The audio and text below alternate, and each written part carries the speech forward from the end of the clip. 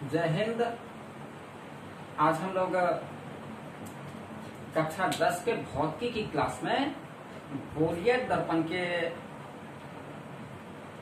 वक्रता त्रिज्या और उसकी फोकस दूरी के बीच कैसा संबंध है इसको गणितीय रूप में स्थापित करके देखेंगे। तो हम लोग जानते हैं कि गोलीय दर्पण दो प्रकार के होते हैं, एक अवतल दर्पण और दूसरा उत्तल दर्पण। अवतल दर्पण को अंग्रेजी में बोलते हैं तो कॉन्केव मिरर बोल देते हैं और उत्तल दर्पण को कॉन्वेक्स मिरर। तो हम अवतल दर्पण में क्या करेंगे, वक्रता त्रिज्या की दूरी और फोकस दूरी दोनों के बीच में कैसा संबंध है उसको गणितीय रूप में स्थापित करके देखेंगे। हम एक अवतल दर्पण ले लेते हैं।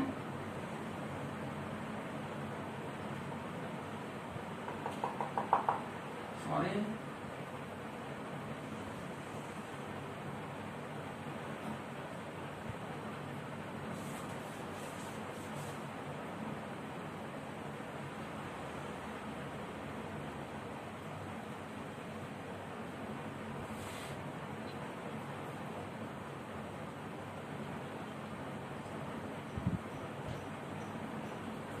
और अवतल दर्पण का प्रधान अक्ष खींच लिए और इस प्रधान अक्ष पर किसी वस्तु से, प्रधान अक्ष पर कहीं भी एक वस्तु रखकर उस वस्तु से प्रधान अक्ष के समांतर एक किरण आपतित करवा। गोलीय दर्पण का यहाँ मध्य बिंदु ध्रुव होगा कहलाता है, तो हमने ध्रुव को सूचित कर दिया।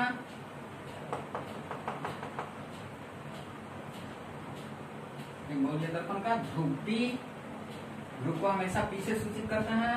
इसकी फोकस दूरी F और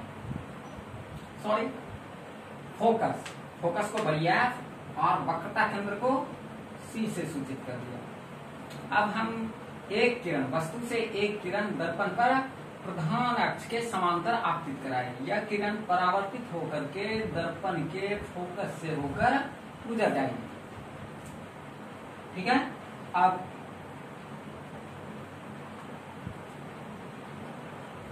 दूसरी किरण, तो हमें दूसरी किरण की यहाँ आवश्यकता नहीं है। दूसरी किरण के रूप में हम क्या करते हैं, यह एक किरण नहीं लेते हैं, एक लंब रेखा खींच देते हैं।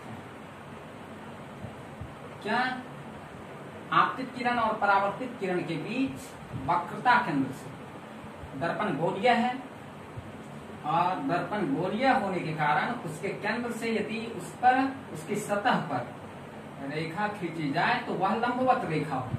अब देखिए, इधर परावर्तन के नियम के हिसाब से आपतित किरण, परावर्तित किरण और आपतन बिंदु पर डाला गया अभिलंब, तीनों एक ही तल में है। तो ये हमारा आपतन कोण जिसे I से सूचित कर दिए, ये हमारा परावर्तन कोण जिसे हम R से सूचित कर दिए। अब हम क्या करेंगे, सूत्र को स्थापित करने की आगे की क्रियाविधि करेंगे। यदि इसका विवरण लिखना होगा तो हम लिखेंगे, एक अवतल दर्पण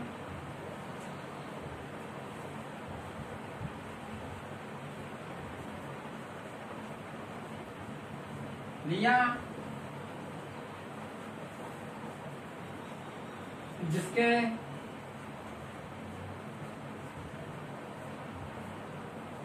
प्रधान अक्ष पर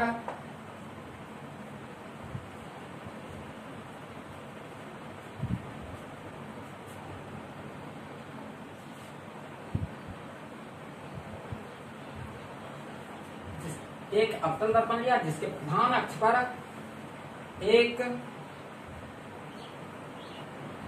वस्तु को रखा, वस्तु से दर्पण के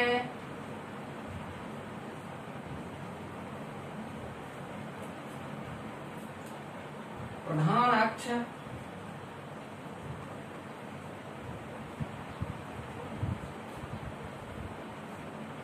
के समांतर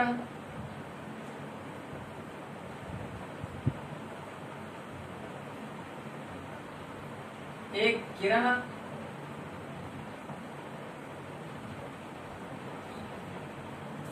आपतित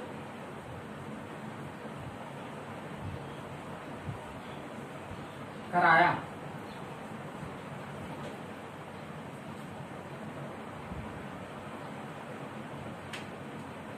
एक किरण दर्पण पर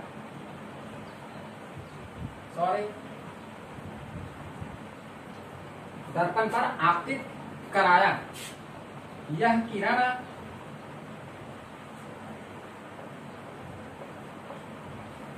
परावर्तन के बाद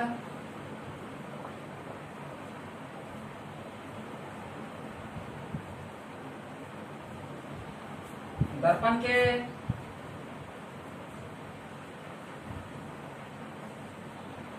फोकस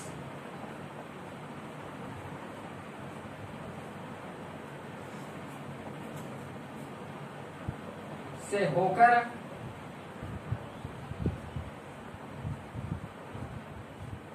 गुजरी।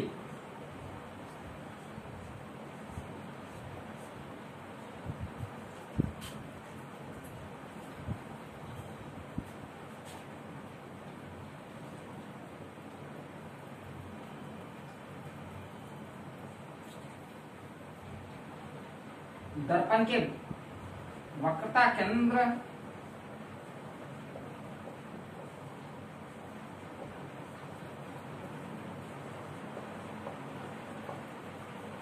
से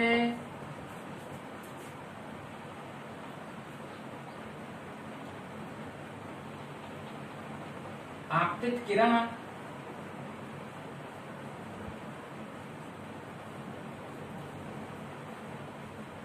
और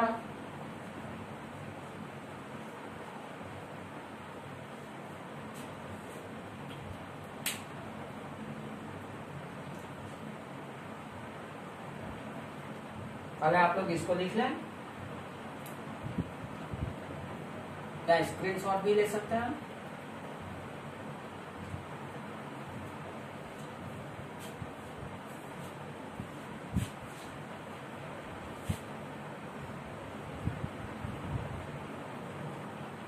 और परावर्तित किरण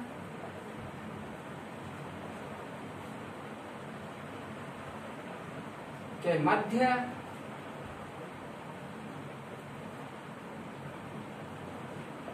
लंब खींचा।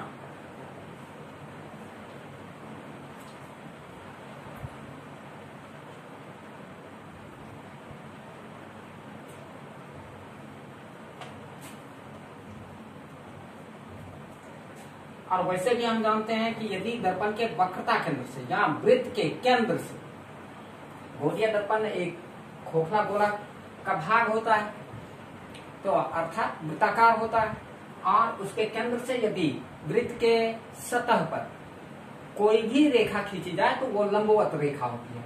तो ये आपतित किरण परावर्तित किरण के बीच जब वक्रता केंद्र से रेखा खींचेंगे तो वो सतह पर लंबवत रेखा होगी, लंब रेखा होगी, और ये आपतित किरण और परावर्तित किरण के बीच अभिलंब के रूप में हो जाएगा। तो इस तरह से हमने किरण आरेख की ज्यामिति को देख लिया। अब इसे गणितीय रूप में हम निरूपित करेंगे। तो ज्यामितीय गणित के अनुसार हम जानते हैं कि जब दो समांतर रेखाओं को एक त्रियक रेखा प्रतिच्छेद करती है तो उसके एकांतर के कोण आपस में समान होते हैं।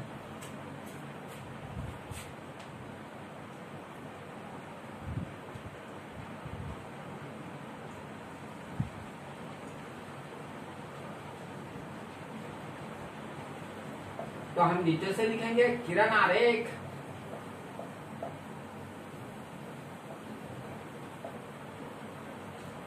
की ज्यामितीय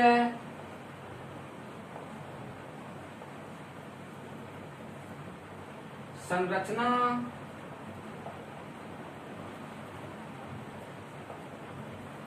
से, अभी देखिए हम वस्तु का नाम O A रख देते हैं, ठीक है। और जिस सतह पर, दर्पण के जिस सतह पर प्रकाश की किरण, समांतर प्रकाश की किरण आपतित कराए हैं, उसका नाम M दे देते हैं। तो अब हम क्या करेंगे, हम देख रहे हैं कि एक किरण AM वाली रेखा और दूसरी रेखा प्रधान अक्ष की रेखा OP एक दूसरे के क्या है, समांतर है, क्योंकि हमने वस्तु से प्रधान अक्ष के समांतर एक किरण को आपतित कराया है। तो हम नीचे के कथन को मिटाते हैं।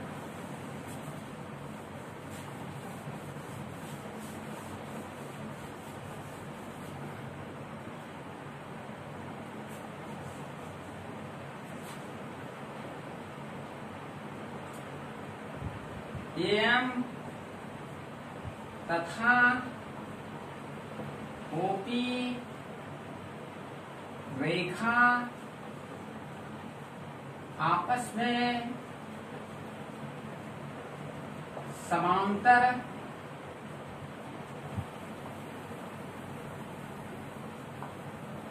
है, जिसे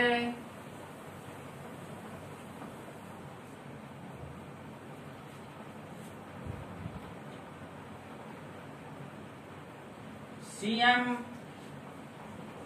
रेखा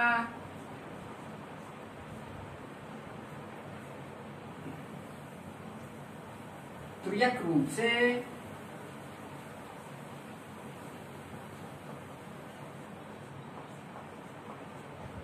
प्रतिच्छेद करती है, ठीक है। हम लोगों ने देख लिया कि AM रेखा जो वस्तु से आई हुई किरण थी दर्पण पर, और प्रधान अक्ष OP एक दूसरे के क्या है, समांतर है, जिससे वक्रता केंद्र से होकर के जाने वाली दर्पण की सतह पर रेखा लंबवत रूप से त्रियक रूप में प्रतिच्छेद की हुई है। और हम जानते हैं कि ज्यामितीय गणित के अनुसार दो समांतर रेखाओं को यदि कोई त्रियक रेखा प्रतिच्छेद करती है तो उसके एकांतर के कोण, यहाँ के कोण और यहाँ के कोण एकांतर कोण कहलाते हैं, अल्टरनेट एंगल, और एकांतर कोण आपस में समान होते हैं। इसलिए निर्मित एकांतर कोण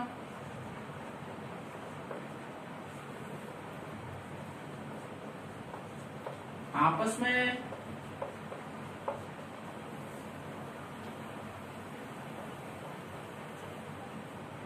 समान होगी, होगा, आपस में समान होगा। तो अब हम इस एकांतर कोण को लिख देते हैं, तो AMC यहाँ के कोण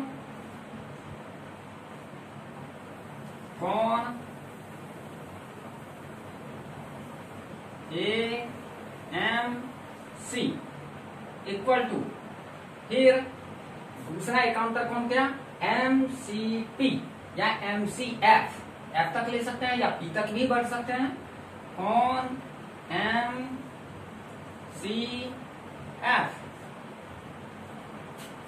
और लिख देंगे किसके कारण, एकांतर कोण होने के कारण।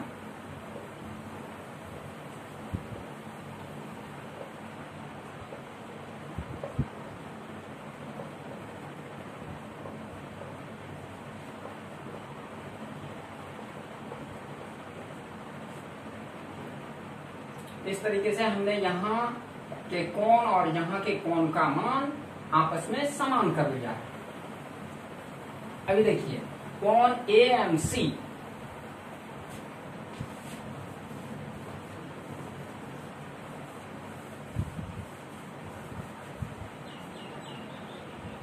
कोण AMC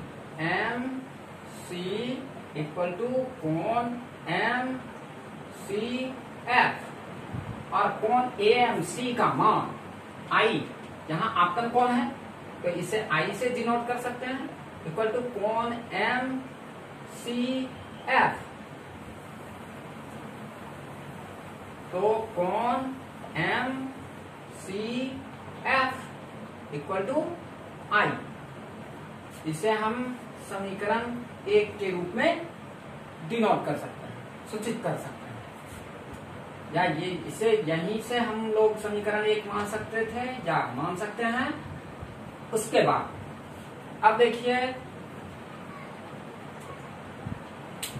कि चूंकि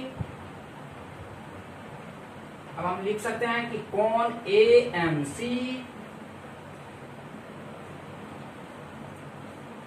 इक्वल टू कोण सी एम एफ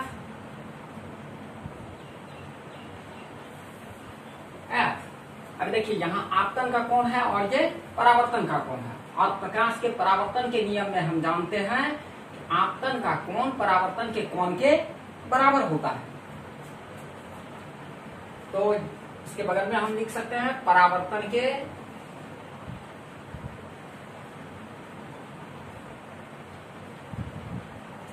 नियम से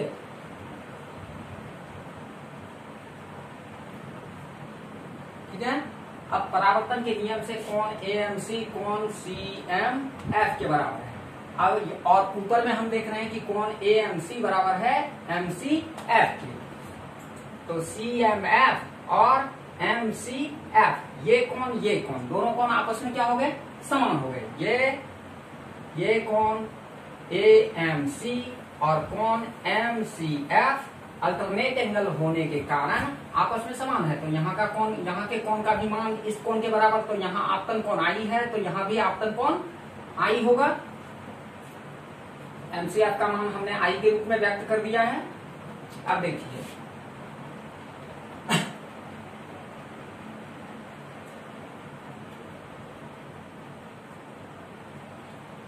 तो कोण, अब आगे की ओर लिखेंगे तो हम लोग लिखेंगे कि कोण A M C equal to कोण सी एम एफ, सी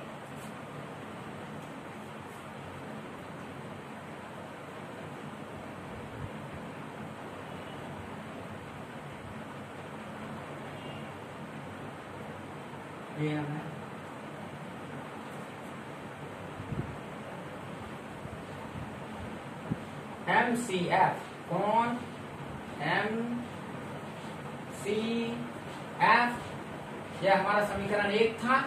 अब देखिए और समीकरण 2, ये जो हमने प्राप्त किया था कोण ए एम सी बराबर कोण सी एम एफ, इससे यदि हम ए एम सी का मान रखते हैं तो ए एम सी का मान कितना है, तो कोण सी एम एफ, तो हम ए एम सी यहाँ समीकरण 1 में हमारा मान कितना था, तो कोण ए एम सी बराबर कोण एम सी एफ।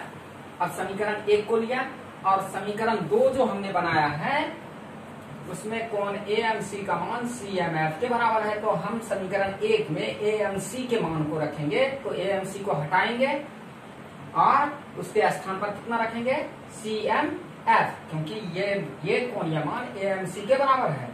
कोण C M F equal to कोण एम सी एफ। अब हम देख रहे हैं कि ये दोनों त्रिभुज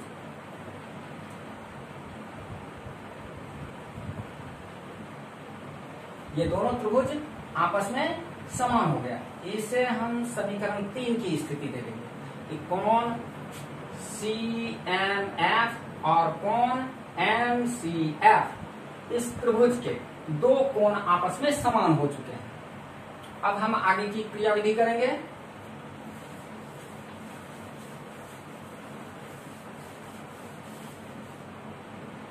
लिख लेंगे कि कोण सी एम एफ तथा कोण एम सी एफ एक ही त्रिभुज के कोण है। कोण सी एम एफ तथा कोण एम सी एफ, त्रिभुज सी एम एफ के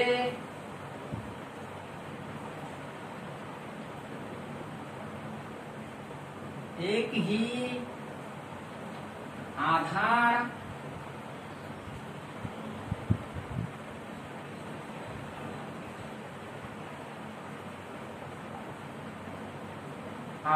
सीएम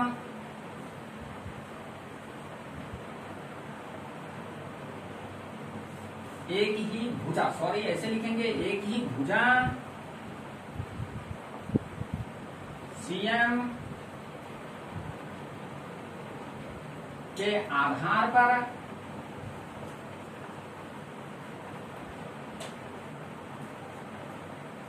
स्थित कोण है,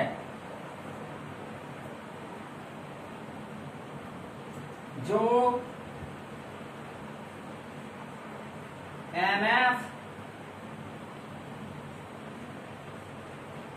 तथा सीएफ भुजा के द्वारा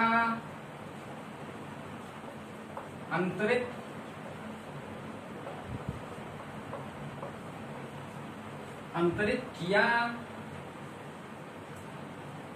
गया है।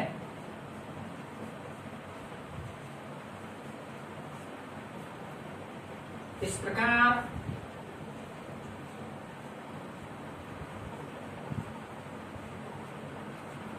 यह सिद्ध हो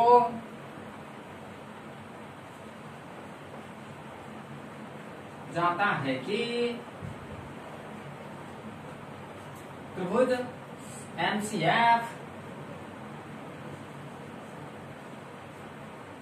एक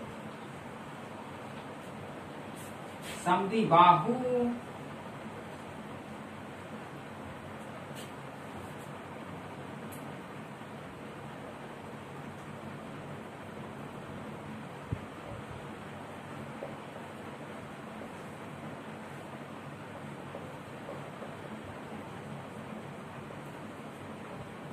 त्रिभुज है,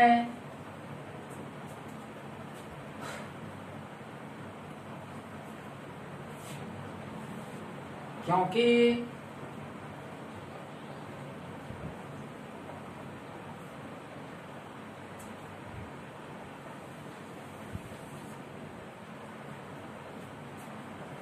कोण एमसीएफ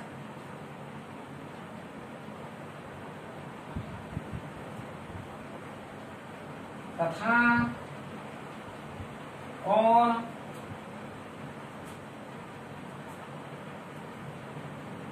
सीएमएफ आपस में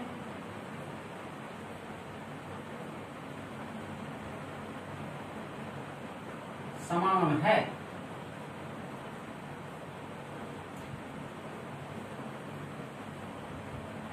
इसलिए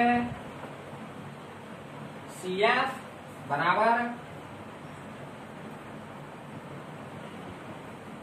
MF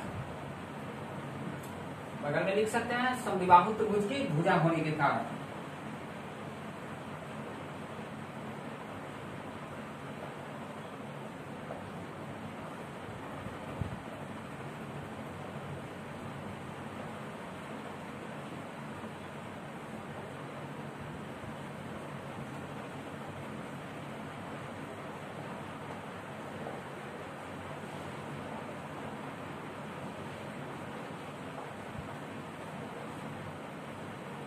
कि हम देख रहे हैं कि इस त्रिभुज MCF में ये कोण और ये कोण आपस में बराबर है और ये दोनों कोण एक ही भुजा CM पर भुजा CF और MF के द्वारा अंतरित कोण है। तो इसका मतलब है कि इस भुजा का मान इस भुजा के मान के बराबर होगा। यदि किसी त्रिभुज के दो कोण आपस में समान हो जाए तो उसकी दो भुजाएं भी आपस में समान हो जाती है।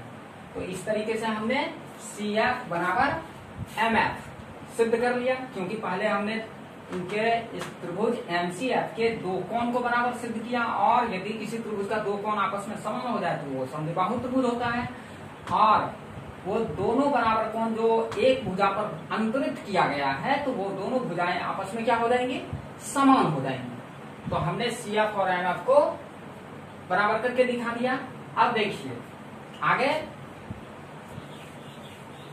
आगे हम देखते हैं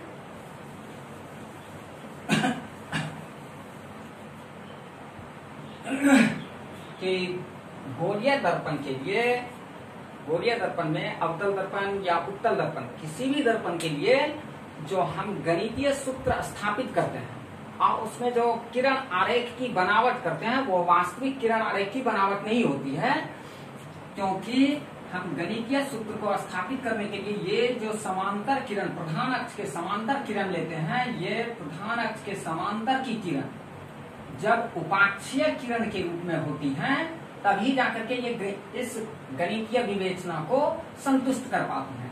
कहने का अर्थ है, उपाक्षीय किरण होने का अर्थ है कि ये समांतर किरणें इतनी दूरी पर नहीं होंगी। यदि इतनी दूरी पर रख करके हम प्रायोगिक रूप में इसके गणितीय सूत्र को स्थापित करें और इनके मानों को व्यक्त करने की कोशिश करें तो वो हमें वास्तविक रूप में उनका जो संख्यात्मक मान प्राप्त होगा वो वास्तविक रूप में प्राप्त नहीं होगा। इसके लिए हमें जब प्रयोग किया करते हैं तो उपाक्षीय किरणें लिया करते हैं कि वस्तु से आने वाली किरणें प्रधान अक्ष के उप अक्ष के रूप में, यानी अर्थात बहुत नजदीक।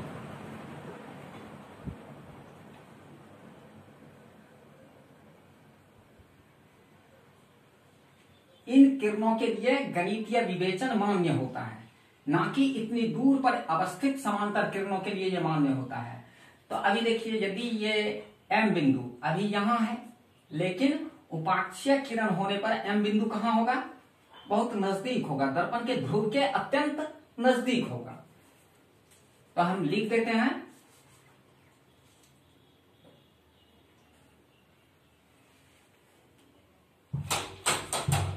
गोलीय दर्पण के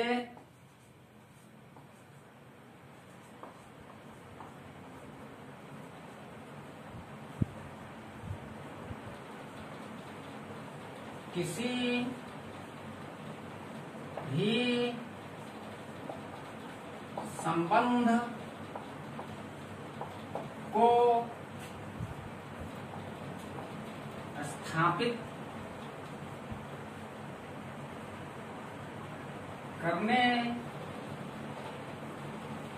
के लिए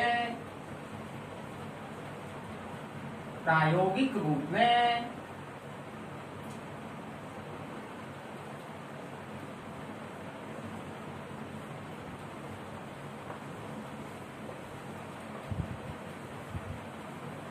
वस्तु से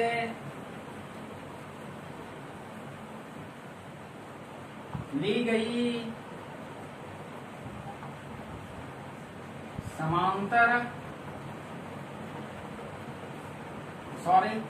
वस्तु से ली गई प्रधान अक्ष के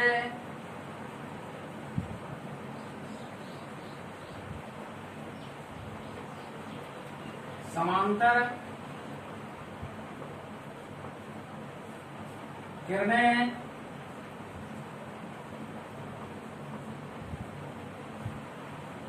उपाक्षीय किरण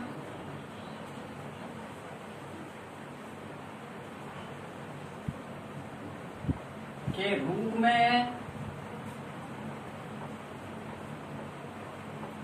मान्य होती है। इसलिए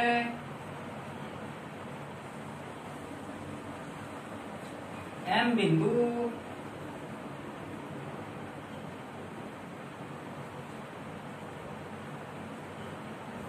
P बिंदु के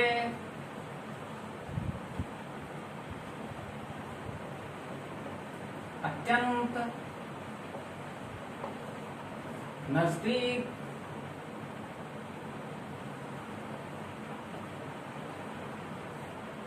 होगा। पी बिंदु, एम बिंदु कहाँ आ जाएगा? पी बिंदु के अत्यंत नजदीक। जैसे हमने डिनोट किया उपाक्षीय किरण, ये किरणें प्रायोगिक रूप में, हम लोग ये सैद्धांतिक रूप में इन किरणों को, ताकि हमें किरण प्रतिबिंब निर्माण के किरण आरेख की क्रिया सही से कर पाए, इसलिए वस्तु से ली गई समांतर किरणों को क्या करते हैं? दूर दिखाते हैं।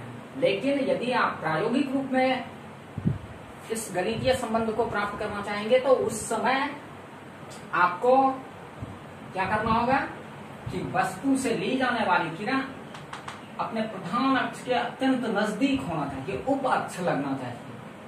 तो जिसकी वजह से एम बिंदु कहाँ आ जाएगा? पी के अत्यंत नजदीक। तो अब देखिए एम एफ का मान, तो इस प्रकार क्या हो जाएगा?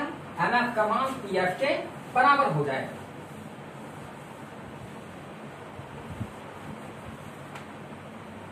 चूंकि सी एफ बराबर एम एफ, तो अब एम बिंदु पी के नजदीक आ चुका है, तो हम एम को पी के बराबर मान सकते हैं, इसलिए सी एफ बराबर पी एफ। अब देखिए सी एफ का मान और पी एफ का मान आपस में क्या हो चुका है? समान हो चुका है। यहां से यहां तक की दूरी और यहां से यहां तक की दूरी, दोनों दूरी आपस में क्या है? इक्वल है। अब हम लोग क्या कहते हैं? दर्पण के ध्रुव से फोकस के बीच की दूरी, पी एफ हमारा क्या है? P F equal to focus दूरी। पी एफ की दूरी तो फोकस दूरी कहलाएगी, और फोकस दूरी को हम लोग एफ से सूचित करते हैं, छोटी एफ से। इसके बाद देखिए अब सीपी, सीपी क्या है? वक्रता त्रिज्या, यानी दर्पण के ध्रुव से वक्रता केंद्र के बीच की दूरी को वक्रता त्रिज्या, और इसे सूचित करते हैं बड़ी आर से, यानी वक्रता केंद्र से दर्पण के ध्रुव के बीच की दूरी। अब हम लोग यदि सीपी का मान ज्ञात करना चाहें तो CP equal to P F plus C F.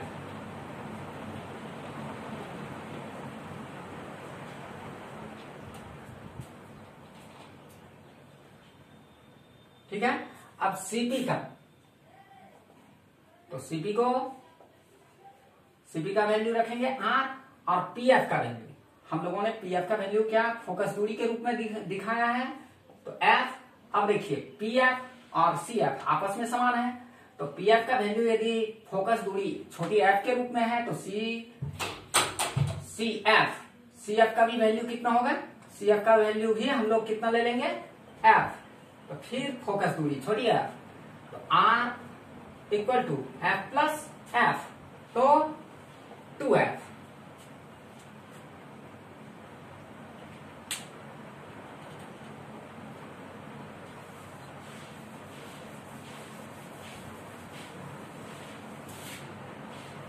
अब हम लोग देखिए कि वक्रता त्रिज्या, गोलीय दर्पण की वक्रता त्रिज्या क्या होती है? इसकी फोकस दूरी की 2 गुनी होती है। एक संबंध हमने देख लिया। अब हम इस तरफ के एरिया इकाई को निकालते हैं।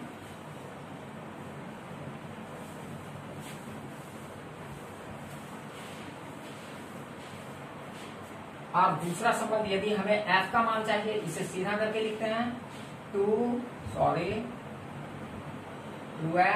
इक्वल टू r, तो f इक्वल टू r/2।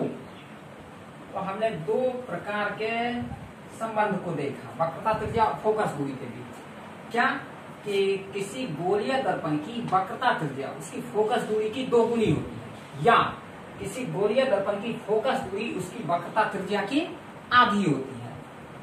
एक स्थिति है और दूसरी स्थिति ये, और इसे हम शाब्दिक रूप में भी लिख लेंगे। किसी गोलीय दर्पण की वक्रता त्रिज्या और उसकी फोकस दूरी की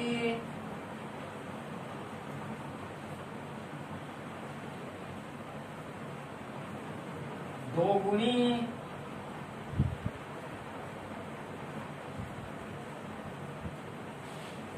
होती है। तो हम लिख सकते हैं R equal to 2f, focus दूरी की दोगुनी। एक संबंध हमने देखा, और या तो दूसरा संबंध भी लिख सकते हैं।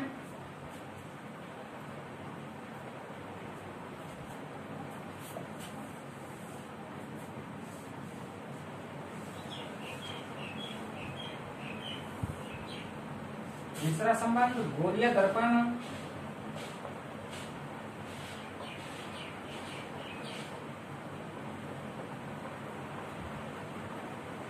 की फोकस दूरी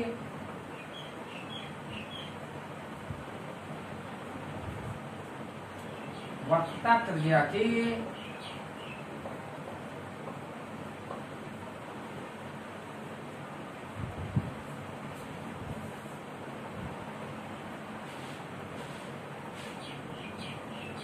आधी होती है।